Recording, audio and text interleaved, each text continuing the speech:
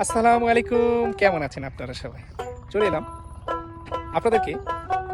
আমি প্রায় চেষ্টা করি মনোরম কিছু দৃশ্য দেখানোর জন্য।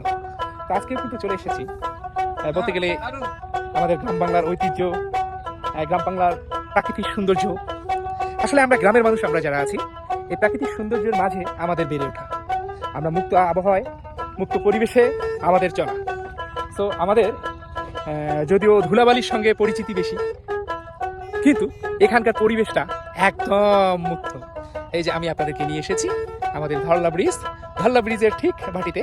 এই জায়গাটার নাম হচ্ছে পশ্চিম ধনিরাম সাহেব বাজারের ঠিক কাছে। এখানে আরেকটা মজার বিষয় আছে, আমি যেখানে এসেছি এখান থেকে হাফ কিলো হবে না, কোয়ার্টার কিলো বলা চলে আমার শ্বশুর বাড়ি। এখানে কিন্তু বিস্তীর্ণ এই যে আপনারা এই যে জলাশয় দেখতে পাচ্ছেন ধরলা নদী, এই ধরলা নদীতে কিন্তু আমার শ্বশুরেরও নিজস্ব সম্পদ পড়ে আছে। বাড়িটার ওখানেও জমি আছে, এই সুদূরে এইদিকে আরও জমি আছে আমার শ্বশুরেরও।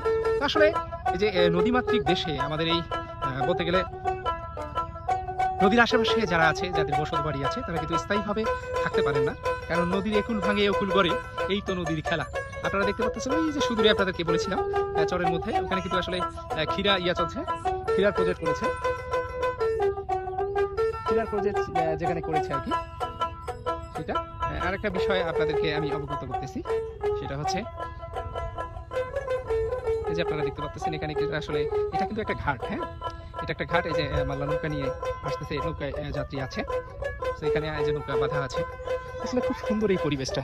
এখানে দেখেন এই যে মিষ্টি কুমড়া চাষ করেছে গ্রাম্য। এখানে কিন্তু ভুট্টা অনেক সুন্দর হয়েছে, ভুট্টাগুলো এই যে আপনারা দেখতে পাচ্ছেন, অনেক চমৎকার।